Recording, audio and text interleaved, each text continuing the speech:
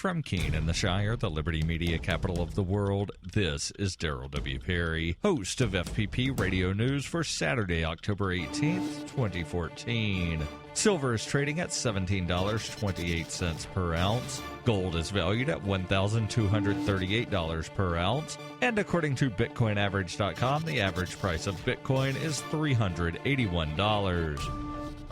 Antiwar.com reports top Israeli officials, as they tend to be every couple of months, were inconsolably outraged at Secretary of State John Kerry after Kerry said he believes that the unresolved Israeli-Palestinian peace process is a cause of recruitment for the Islamic State. Economic Minister Naftali Bennett led the official show of outrage, claiming Kerry was engaging in anti-Semitism for the comments, declaring someone will always blame the Jew. Bennett went on to claim Kerry's comments were aiding global terrorism. Other Israeli officials insisted the comments were unacceptable, largely officials who were opposed to the peace process and who were condemning Kerry for pushing it even before the Islamic State comments. The State Department tried to downplay the row, saying that they assume Israelis were given false information about what Kerry actually said and that Bennett was distorting his comments for political gains.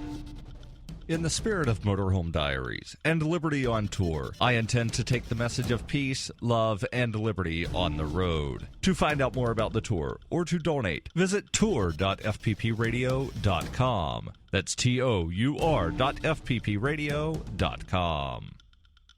The Associated Press reports same-sex marriage became legal in Arizona on Friday, a sharp turn for a state that became a battleground in the clash over gay rights less than a year ago when the state legislature passed a bill allowing businesses to deny services to gays and lesbians. Same-sex couples lined up to marry at the courthouse in downtown Phoenix immediately after Attorney General Tom Horne announced that the state would not challenge a federal court decision that cleared the way for same-sex unions in the state. The decision bookends 2 weeks of non-stop court rulings across the nation, with judges striking down bans on same-sex unions and conservative state officials pushing back in a struggle that has increasingly gone in favor of same-sex marriage supporters. Since October 6th, when the U.S. Supreme Court let stand rulings that struck down same-sex marriage bans, same-sex couples have begun to wed in several new states. In the West, for example, couples have since tied the knot in Alaska, Arizona, Idaho, and Nevada, making Montana the lone state under the jurisdiction of the 9th U.S. Circuit Court of Appeals, where same-sex couples cannot legally wed. The federal government, meanwhile, announced on Friday that it will recognize same-sex marriage in 7 new states and extend federal benefits to those couples, which brings the total number of states where same-sex unions have federal recognition to 26, plus the District of Columbia. Based on the flurry of recent court decisions, including separate decisions Friday that apply to Arizona and Alaska, more than 30 states now extend marriage rights to same-sex couples.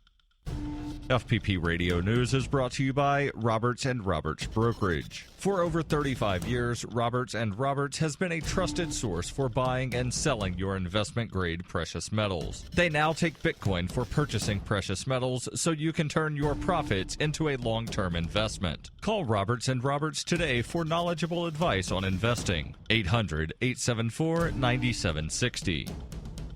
Reuters reports Hong Kong pro-democracy activists recaptured parts of a core protest zone early on Saturday, defying riot police who had tried to disperse them with pepper spray and baton charges. About 1,000 protesters, some wearing protective goggles and helmets, helped to build fresh barricades from wooden fencing and other materials in the gritty, densely populated Mong Kok district. Some chanted "Black Police" after the police used small metal batons to strike umbrellas belonging to the demonstrators. Demonstrators chanting "Open the Road" tried late on Friday to break through multiple police lines using umbrellas as a shield from pepper spray at a major traffic intersection. 26 people were arrested and 15 officers were injured. The protesters are demanding free elections for their leader in 2017, but China insists on screening candidates first, and Hong Kong's leader reiterated that the government would not compromise.